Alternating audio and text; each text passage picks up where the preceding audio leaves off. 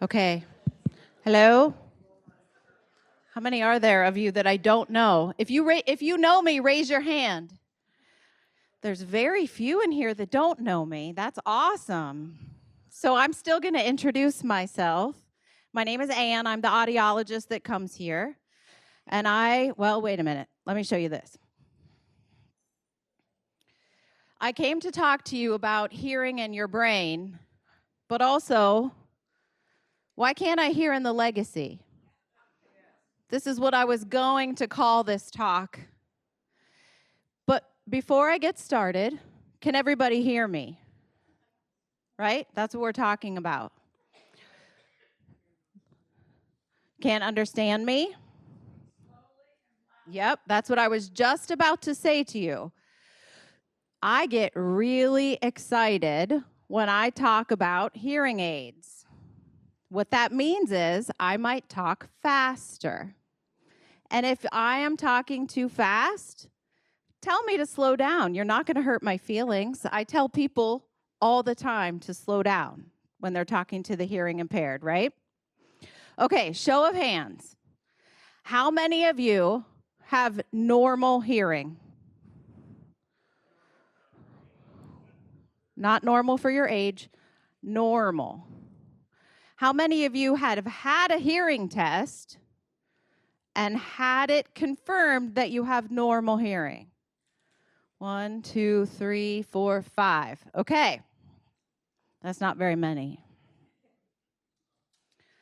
So I'm an audiologist at Ohio ENT, and I have been there for 15 years, and I've been coming here for 15 years. How many people have lived here for 15 years or more? 3 of you. I've been here longer than most of you. That's awesome. So I consider myself to be a hearing aid audiologist. That means I work primarily with hearing aids. The other thing that I do is I work with people that have debilitating tinnitus or ringing in their ears. Who has ringing in their ears? Anybody losing sleep over it? Put your hand down. Okay, perfect. When I'm not here, I'm at home, and I have a whole zoo at my house, and I am a pumpkin grower. So I brought you some pictures of my pumpkins that I name after patients, actually. I have 2 dogs. I have a bearded dragon. But more importantly, I have 2 small humans that I'm raising. She's actually taller than me, which I don't like to bring up very much because she's 14 and she thinks she knows everything. Okay, so why are we talking about this? We're talking about this because people are living longer, and in about 5 years, a lot of people are going to be over the age of 60. So as we get older, now that people are living longer, once you retire, you might find a new passion. You might find a new job. You might get new training. There's an art program here. I'm sure a lot of you are aware of that. And some people learn how to use their artistic talents when they're 90. What? That blows my mind, right? But the one thing that can keep people from doing these things after their retirement is their health. Okay? So age-related hearing loss is the 3rd most common cause of long-term disability. Did you know hearing loss is a disability? It is. If you were working and you were having trouble hearing, your employer has to accommodate you. It's a disability, and I have to fill out paperwork pretty often for people so their employer will accommodate them. Age is the strongest predictor of hearing loss among adults, and 91% of adults with hearing loss are over age 50. But those over age 80 have the greatest amount of hearing loss. Anybody here under age 80? Not very many. So this is a big deal, right? The other reason I bring this up is because when I come here once a month.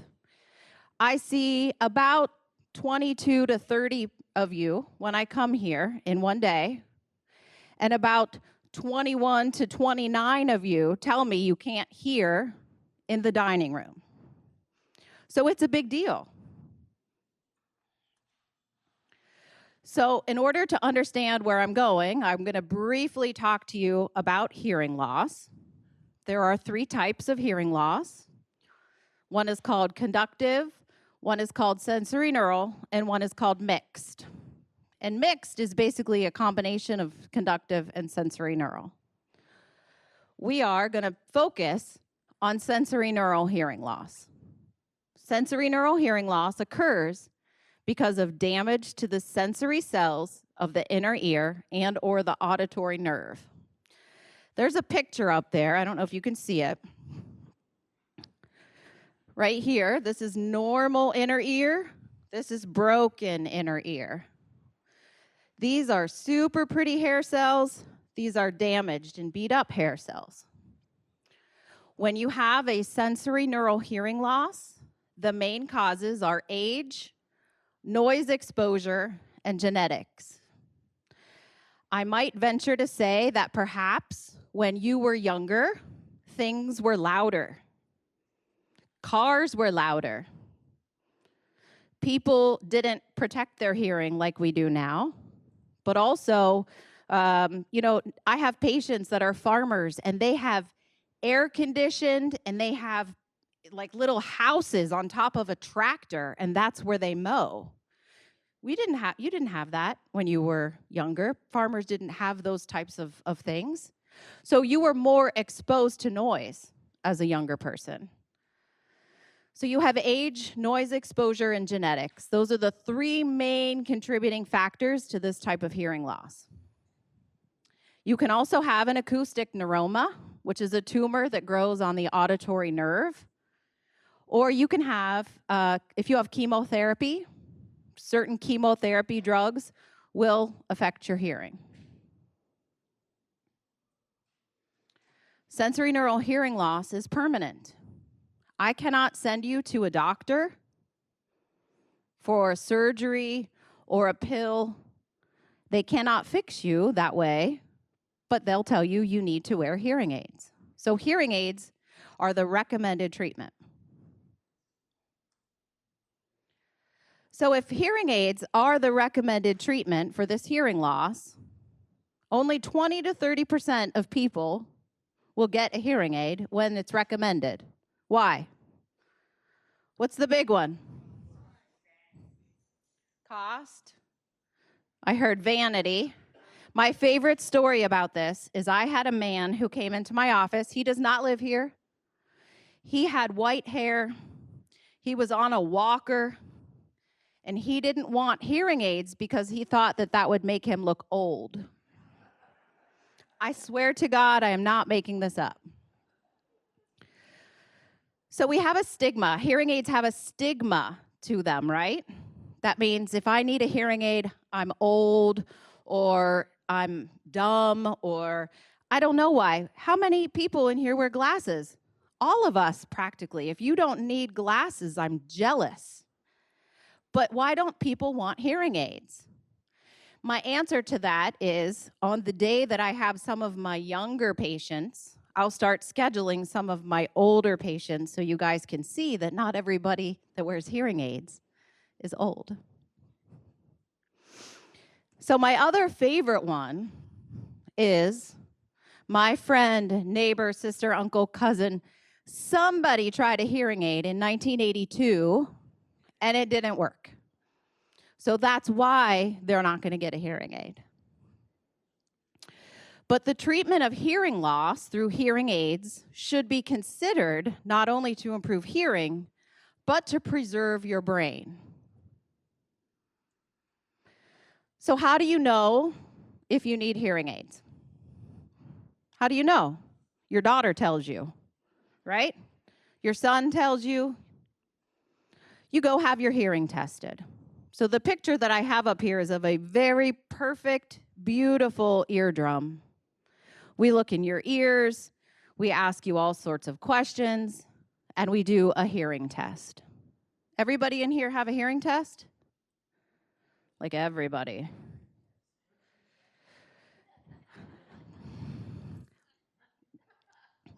I'll tell you later.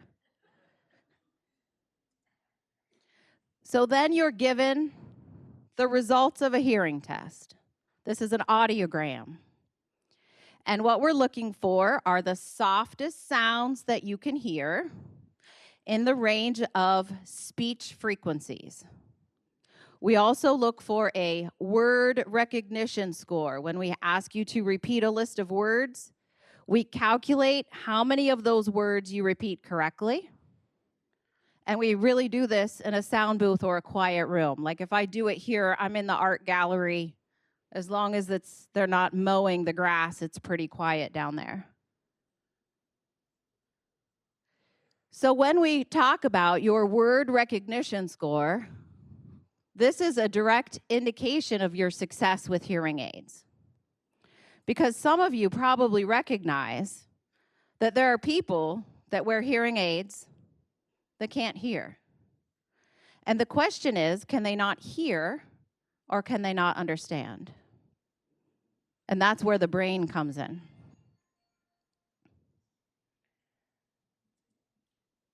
So I pulled up this audiogram. This is my uncle's hearing test. He won't care, I promise. I blocked out his name and date of birth. But this is a hearing test that shows he has a pretty significant hearing loss. And his word recognition score was 60% in one ear and 68% correct in the other ear. He is still a candidate for hearing aids, but we can expect that his brain understands 60 or 68%. Is that good? We want it to be 100, right? Right. So this is my favorite part of the talk almost, other than my pumpkin picture. But what are some signs of sensory neural hearing loss? My first one is, my hearing is fine, but everyone mumbles. I hear this all the time. Somebody will come to me and say, I hear everything fine, but boy, when I have dinner with Betty Jo, I have no idea what she's saying. That's a common one. So this means that speech is loud enough, but not clear. The TV is so loud that my neighbors know what I'm watching. Anybody know a neighbor in the building that has their TV very loud, right? My grandfather was a World War II Pearl Harbor survivor, and he had macular degeneration. So he couldn't hear, and he couldn't see. And so when he was alive, this was a very long time ago, when I got off the elevator in his building, I knew if he was home because I could hear the baseball game from the elevator as he lived down at the end of the hall. That's a sign that you need some hearing aids. I can't hear very well in the dining room. Guess what? If y'all had me for dinner, I couldn't hear in the dining room, I bet. So background noise can interfere with speech comprehension. I can't hear when my daughter calls me on the phone. If you can't see the person talking, you may not be able to understand what they're saying. I frequently need to have words repeated in a conversation. Anybody know anybody that has to have things repeated? It's kind of annoying. My dad wore hearing aids, my uncle wore hearing aids, and it was the same with them. So we know that when you have sensory neural hearing loss, there's difficulty with volume. There's also difficulty with understanding. But the catch here is that we hear with our ears, but understand with our brains. So hearing aids can help us hear, but they can't help us understand. The example that I use all the time is if I'm speaking to you in Chinese. Anybody know Chinese in this room? Oh, good, because I've done this before and someone said, I know Chinese. If I speak to you in Chinese and you don't understand Chinese, then I speak louder in Chinese. Does that help you understand Chinese? No. So that's very similar. So when we're talking about hearing and the brain, we're primarily talking about treated versus untreated hearing loss. So for treated hearing loss, you have a hearing test by a licensed professional. They tell you you're a candidate for hearing aids. They make a recommendation for the hearing aids. They fit hearing aids on you. They program them. They show you how to use them. And they're utilized on a consistent basis. We service them. We clean them. I hate to tell you this, but your ears are gross. They need to be cleaned. The hearing aids need regular maintenance. And then you should have your hearing checked occasionally to make sure the hearing aids are programmed appropriately. When we talk about untreated hearing loss, the same steps at the beginning are followed. However, hearing aids are obtained but not worn consistently or at all, or you don't need hearing aids because you hear what you want to hear. We know there is a strong association between hearing loss and cognitive decline. And there's three main factors here. One is physical, one is psychological, and one is cognitive.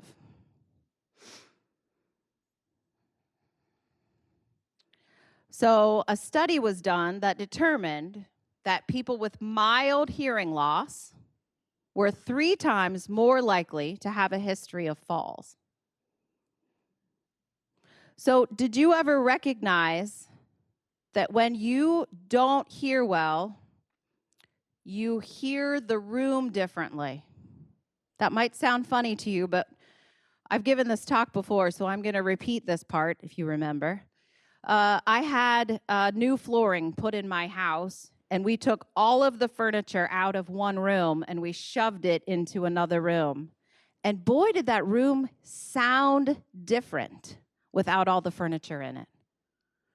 And then we put all the furniture back, and then it sounded different again, because you hear the world differently when you can hear with hearing aids.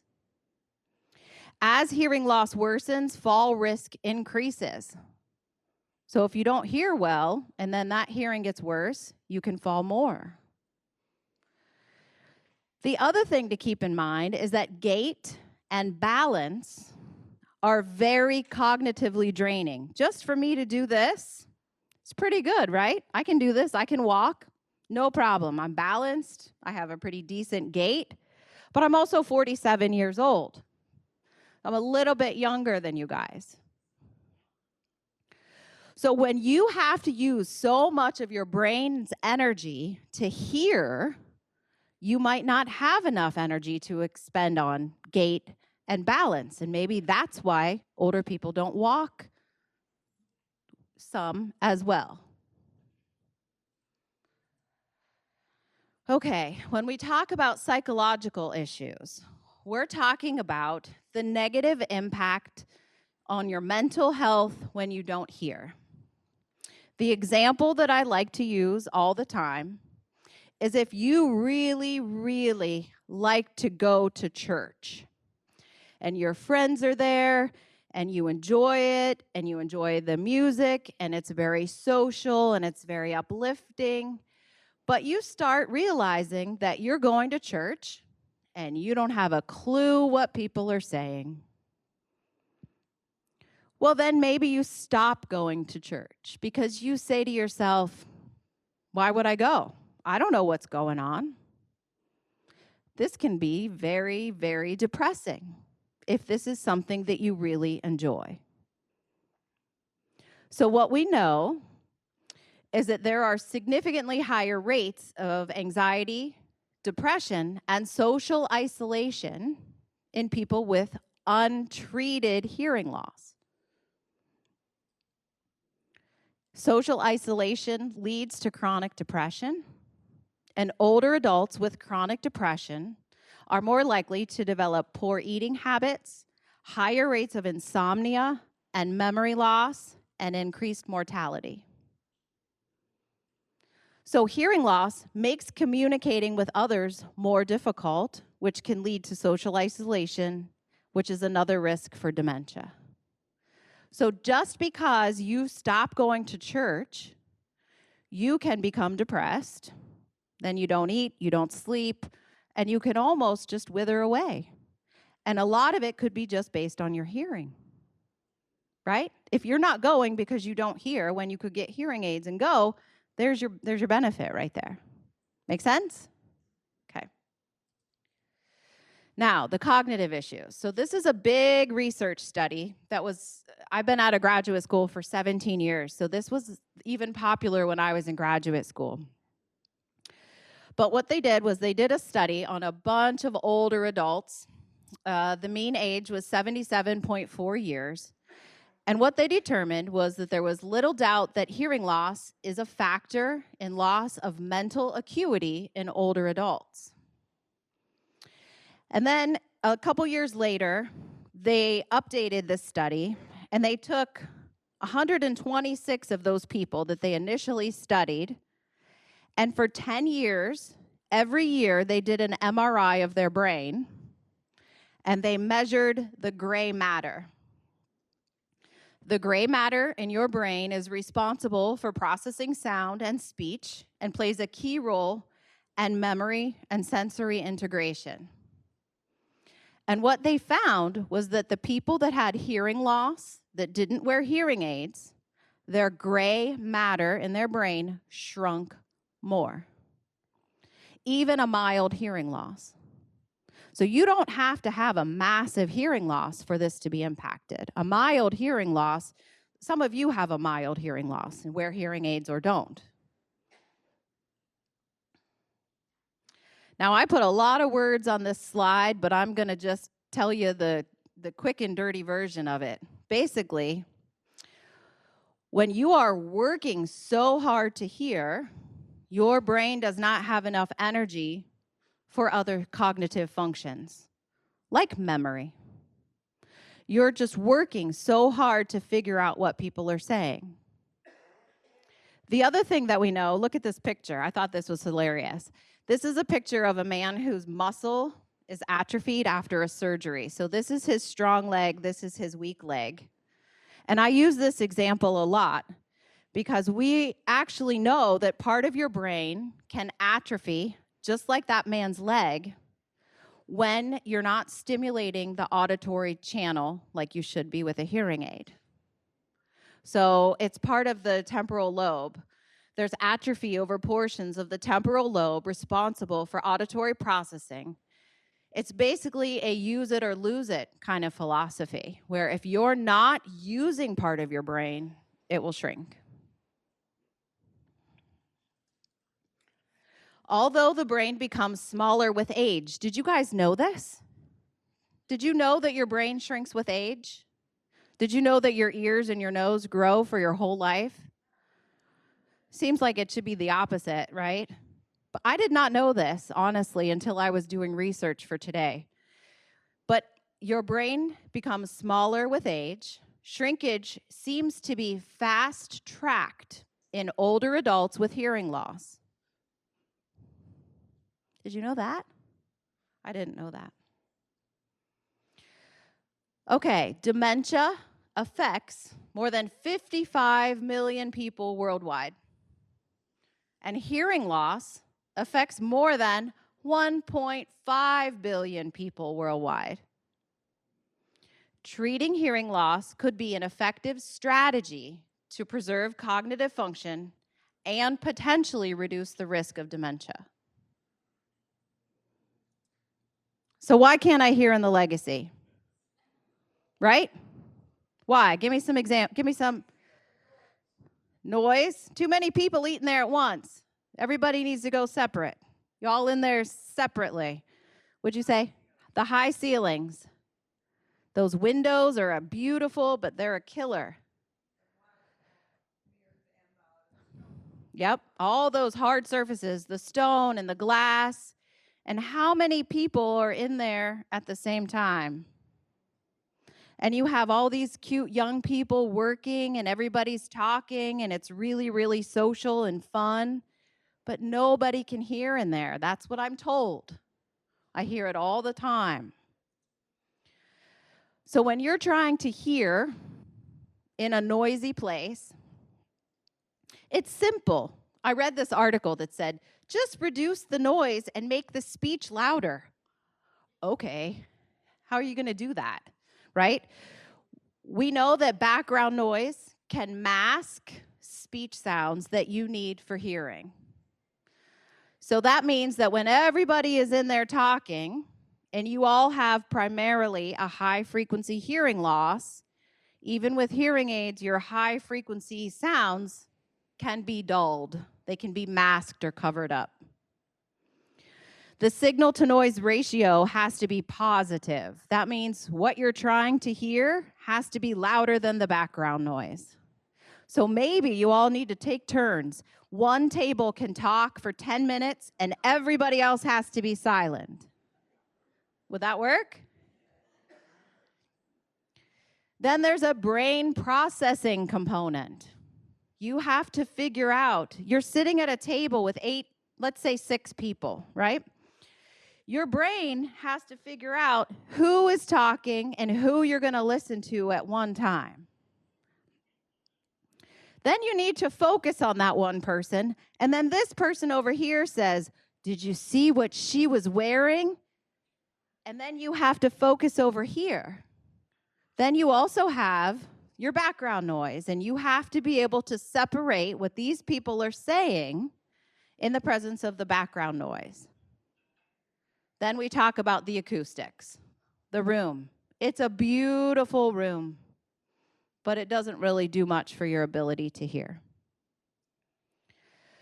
So I go back here to this audiogram. This is not my audiogram. My hearing is pretty good. It's not perfect.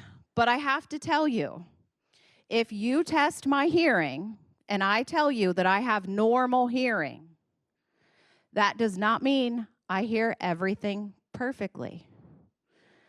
I showed you a picture of my daughter earlier. The child speaks a foreign language. I have no idea what she says most of the time. I could go to a noisy bar, I can go to a noisy restaurant, and I may not hear in that environment. So if you have normal hearing, that does not mean perfect.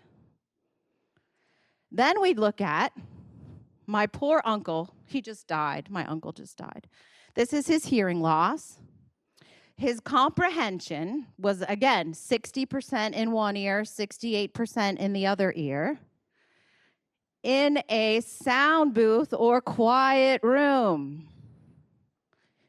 Is the legacy a sound booth or quiet room? No.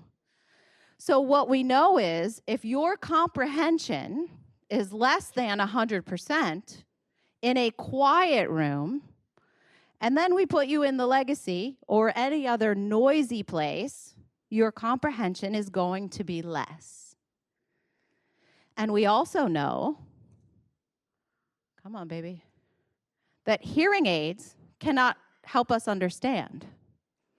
Hearing aids can give us the best sound possible for our hearing loss, but they can't make us understand what Betty is saying across a 6-person table in a big, open, noisy place.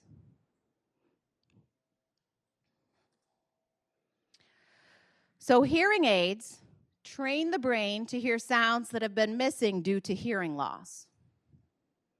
Hearing aids also make necessary sounds audible so our brain can learn to filter what isn't needed.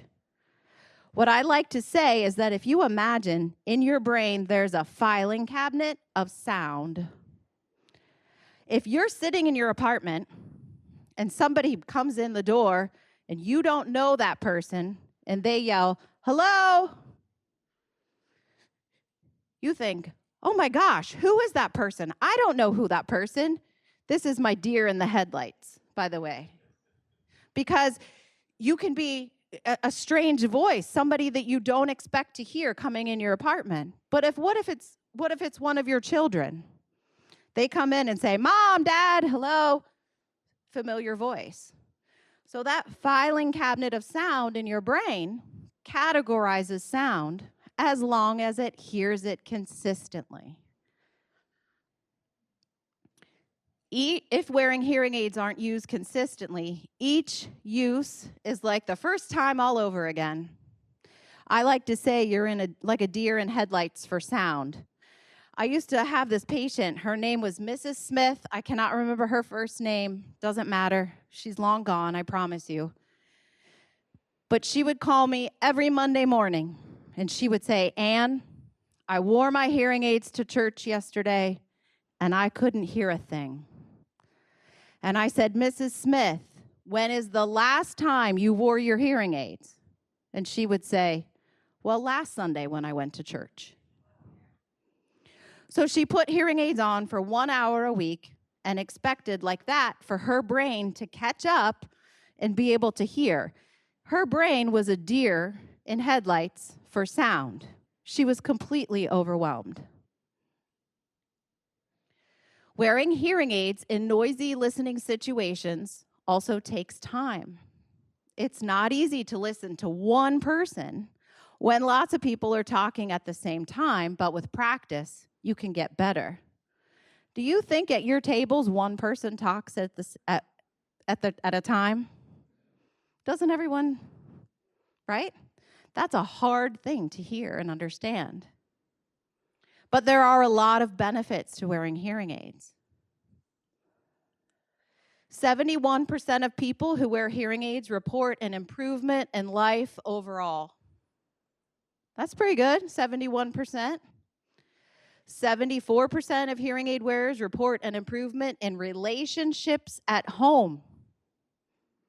My dad wore hearing aids, and he would take his hearing aids out before Jeopardy. And then he would turn on Jeopardy, and then he would turn it up. And I would say, "Dad." And I would go get his hearing aids, and I would put them in, and then we could turn Jeopardy down. You need to wear them consistently for other people and not just yourself. Findings suggest that use of hearing aids, especially consistent hearing aid use, is associated with lower odds of experiencing a fall or being classified as at risk for falls in older individuals with hearing loss. Basically, when you wear hearing aids, you have less risk of falls. Hearing aid use is linked to fewer negative effects of chronic depression and social isolation. Hearing aid use can increase confidence in conversations and participation in social activities.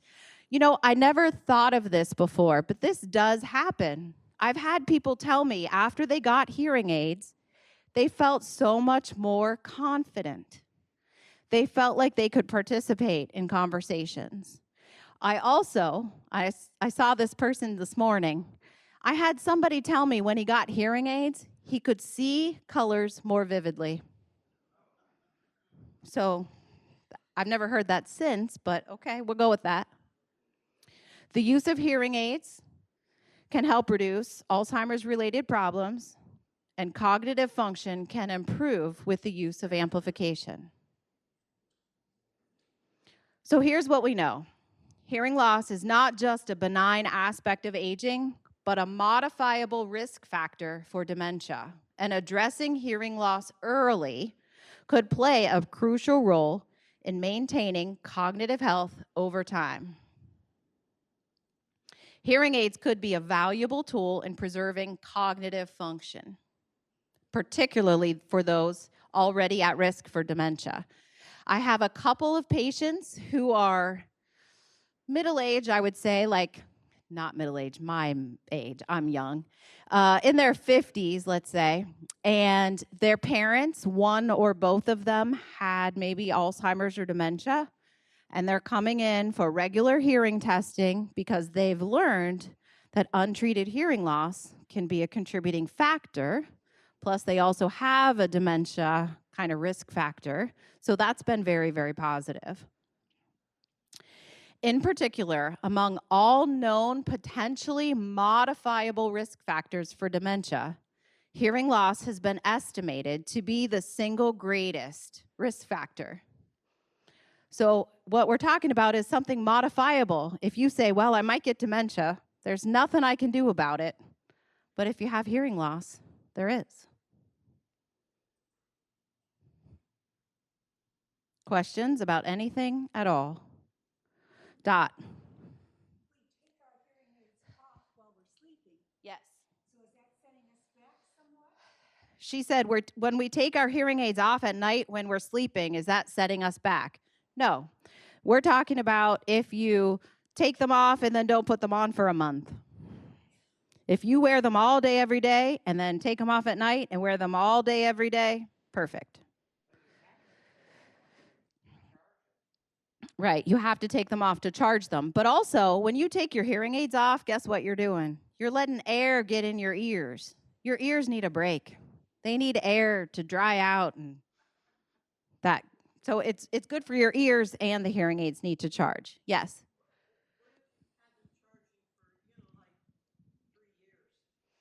The question is, what if you've had your hearing aids charging for 3 years? They may not work. They just need to be looked at. They might need a new battery. So even though hearing aids are rechargeable, they do have, it's not a rechargeable battery. It's technically a lithium-ion power cell. They have them in there that might need to be replaced. Did you get them from my office? She said, do I do that, or does she need to go to where she got them? Because her hearing aids have been in the charger for 3 years, which hopefully we've changed her mind about using them. I can do that here. If you got, yeah, as long as you didn't get them at Costco, I can do that. Yes.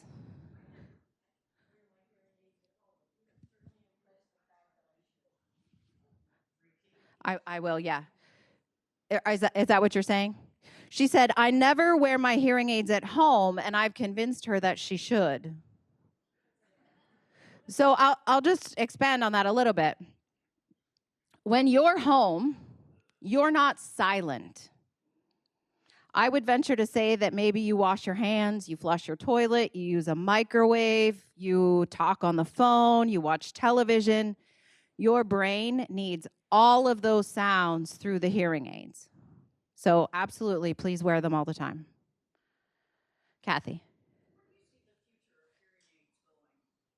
The question is, where do I see the future of hearing aids going? Well, I got to tell you, I don't know. I hope I have a job. Hearing aids are now incorporating AI. I'm a little torn about AI, number one. What I really want to be able to do, and if somebody watches this and is a hearing aid company, please use this as an example and then pay me millions of dollars. I want hearing aids to be able to be trained for particular voices. So let's say you have a son, right? Let's say we trained your hearing aids just for your son. And then when you go to dinner with your son, you can turn on son mode, and you'd be able to hear him. And then if you get mad at him, you turn off son mode. You see what I'm saying? But, you know, there are so many things that we can do now with technology that I want some of that to become incorporated into hearing aids. But I just do this. I don't do that. Anybody else? Questions? Lou?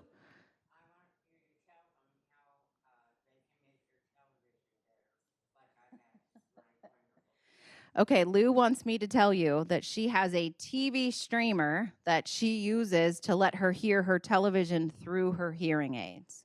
She wants you all to know that that exists in the world, and it's pretty great. Anybody else? Questions? Concerns? Yes, ma'am. Yes, that's my second favorite love. So the question is, can hearing aids help with tinnitus or tinnitus?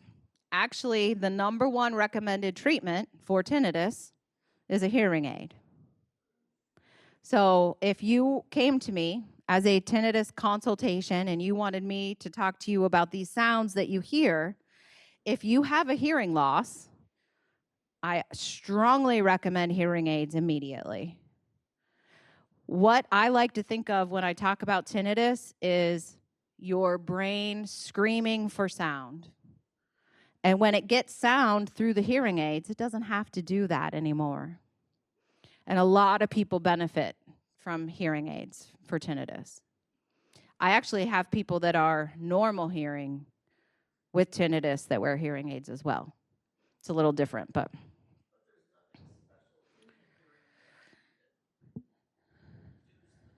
So the question is, there's nothing special in the hearing aid that will reduce the tinnitus. Honestly, if you have a hearing loss, amplifying appropriately the hearing loss can reduce the tinnitus. If you have, so the other thing that we do when we talk about using hearing aids for tinnitus is there are some hearing aids that have sound therapy in them. It's just an additional sound to kind of train your brain to not be so distracted by the tinnitus. Sometimes we do that. There is nothing that will eliminate the tinnitus. That's the problem. I could give a whole other hour talk on tinnitus, honestly. It's like my other love. Anybody else? Anybody else not wear their hearing aids all the time? Come on, don't be shy. Troublemakers, I know you don't. I know you don't. All right. Who is going to start? Yeah. Yes. Do the acoustics affect your hearing? Yes. Yep. Yes. So, do the acoustics affect your hearing? The acoustics. Yeah. So if I could put each of you, like what I imagine is if you guys all go into the legacy and if you don't all want to have like silent time for one table to talk, I imagine little walls coming up and boxing you all in and making you all have your own little private room. Otherwise, I don't know what else to do, but acoustics are huge. There's a difference between wood floors and carpeting. Yes. Wood floors, sound bounces around. High ceilings, sound bounces around. Windows, glass, all of those hard surfaces. When you have carpeting, when you have curtains, when you have acoustic panels, which looks like acoustic panels. They might, I think they put some in the legacy, didn't they? Yeah. Did it help? No. But yes, all of those things can help with sound dampening. So the sound isn't all just bouncing around in there. Yes, ma'am. Yes. The low ceiling, but don't all try to sit there because that's where everyone can hear better. But the lower the ceiling is better. Yeah. Yes, ma'am. Yeah. Okay.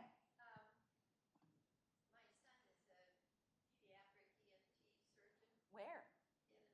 Okay, that's too bad.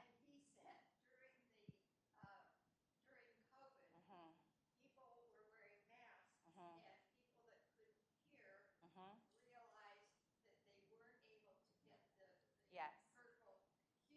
Right. Yes.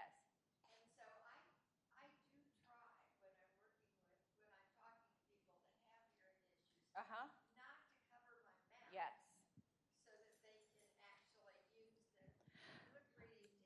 Yes. So what she said is what we learned about COVID is that everybody that wore a mask, which we all did for a long time, meant that nobody could hear anybody else. I have normal hearing. I had a hard time hearing people with a mask on. And that's because we get a lot of information from people's visual, facial expressions, visual cues. We all read lips. I love it when people come in and say, I think I read lips. I said, yeah, I think we all do. Because we do. That's how we learn to communicate. It's part of it. So when we had COVID and people were wearing masks, I can't tell you how many times people would come in and say, I can't hear, and it was because of the masks. I actually had this experience myself in the grocery store with plexiglass. I was behind plexiglass and I couldn't hear the cashier. Plexiglass is clear, but I couldn't hear her at all. I had no idea what she was saying. So thankfully that's all gone. But what this woman said is, by not covering your mouth, people will hear you better. Also, I will just add this. If you're in one room and somebody else is down the hall around the corner, they're not going to hear you. Face-to-face communication is best. Question in the back. The question is, are there differences in quality versus where you buy your hearing aids? Whew. Okay. So I'll just say this. There are a lot of differences in hearing aids. There are about 5 or 6 major hearing aid manufacturers. Those manufacturers of hearing aids, those devices that you get, have to be fit by a professional after a hearing test, programmed. Has anybody seen a commercial on TV lately about the greatest German hearing aid in the world to ever live? And man, are we going to fix your hearing? They say that's a hearing aid. That is not a hearing aid, because you can order that and they'll send it to your house. If you order one and you order one and you order one, you all get the same thing. And guess whose hearing is different? So you have to be really careful, because if it's like $2.99 on the internet or on the television, it's an amplifier and not a hearing aid. A hearing aid has to be programmed after a hearing test and fit by a professional. So there is a huge difference. Now, that being said, where you get a hearing aid is absolutely important as well. Unfortunately, you may know there are people that sell hearing aids as salespeople. Those people don't care if you can hear. They're selling you a product. They don't ever want you to come back until you need a new product. There are other people, like where I work, where we want you to get a hearing aid. We want to see you regularly. We want to maintain it. We want to make sure you can hear with it. We are not salespeople. So that where you get it can vary as well. Did I answer your question? Okay. Anybody else? Questions, concerns, issues? Lou?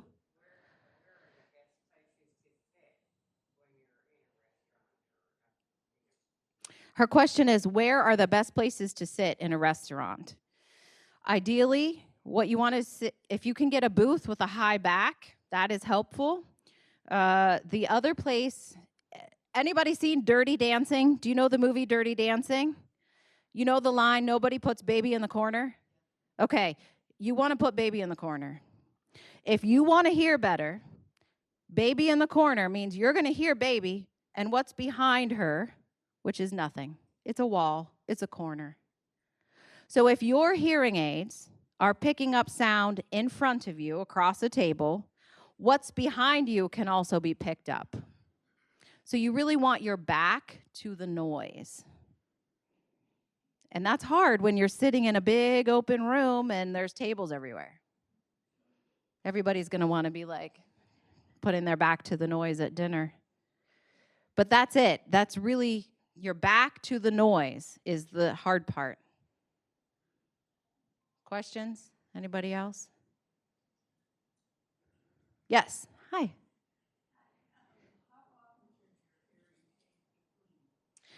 The question is, how often should your hearing aid be cleaned? Most people can go about 6 months. There are people that have their hearing aids cleaned more frequently if they are very waxy. Also, people that don't see well, that can't maintain their hearing aids on their own, their hearing aids can be cleaned more frequently. But in general, I would say I see people about every 6 months, sometimes every 4 months. Just kind of depends. Yep. Are you talking professionally cleaned? Yeah. Yeah. So I think 6 months is about right for most people. But that doesn't mean you don't have to clean them at home. You know, you check them, you take them out of your ear, there's a bunch of junk on them. Clean that off. Okay. What's confusing? Yes. It's because you love me. Yes. Mm-hmm. Correct. Depends on how much wax you have. Some people don't have any wax. Some people don't have to change those filters ever. Aren't those lucky people? I know. But then I don't get to see you guys if you don't need me that much. I have fit people with hearing aids and never seen them again. That's weird. Feels weird to me. But the hard part is, too, you can't look in your ears, right? You can see about everything else on your body. You can look in your eye. You can look in your mouth. You cannot look in your own ear. I mean, okay, you could probably get a gadget on Amazon or something, but don't do that, please. There was a question in the back. Did you have another question? The question is, do I think Medicare is ever going to help pay for hearing aids? Boy, would I love to think so. You know, we're finding so much that hearing loss, when it's not treated, how that can negatively impact people. And if we're trying to practice preventative medicine, hearing aids are part of that, especially as people get older. But I don't know. I would really, really love for it to happen. I think if everybody had something to contribute towards the hearing aids, that would be great. I don't know. When I became an audiologist a long time ago, a lot more insurances covered them. Now it's very, very few. It's crappy. Anybody else? Questions? Concerns? All right, well, thank you for coming. I will be here at the end of October. I was just here Wednesday. You can sign up to see me at the front desk or track me down at my office on Bethel Road. It's 254. We did pretty good. Yep. Oh, I was supposed to do a handout, but I didn't.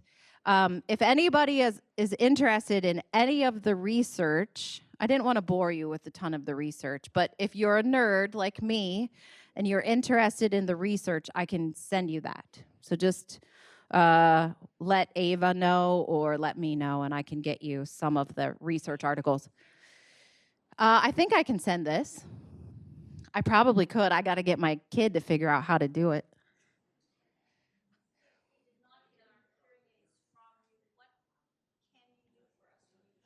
The question is, if the hearing aids were not obtained from me, what can I do?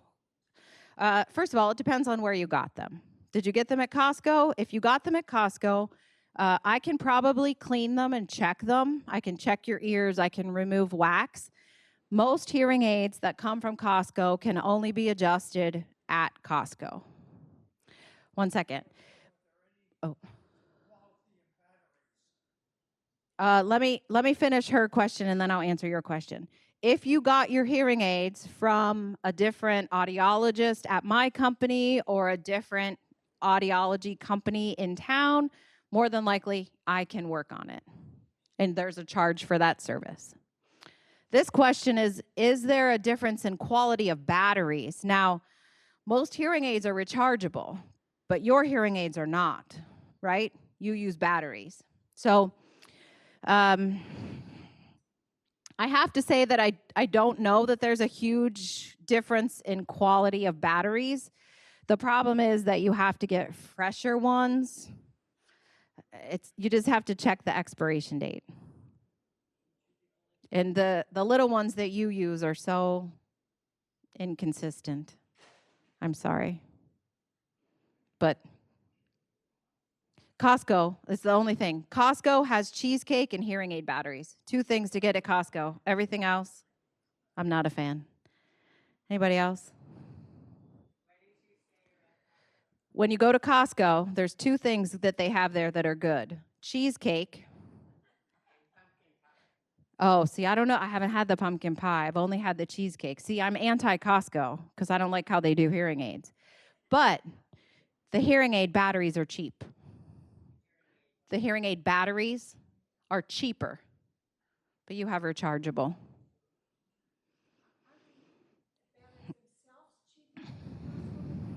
You mean all batteries or hearing aid batteries? Yeah, I think so. Yeah.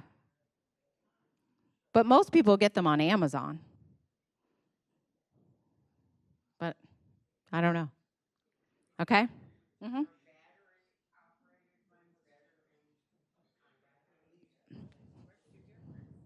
So the question is, are battery-operated hearing aids better than what you have? Rechargeable. First of all, rechargeable is very easy. Hearing aid batteries now have to be child-proof. The packaging is child-proof. It also means it's adult-proof because nobody can get the darn things open.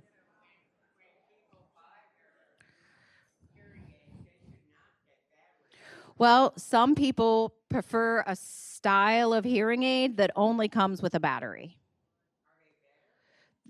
Depends on the person, depends on the hearing loss. In general, most people can get a rechargeable.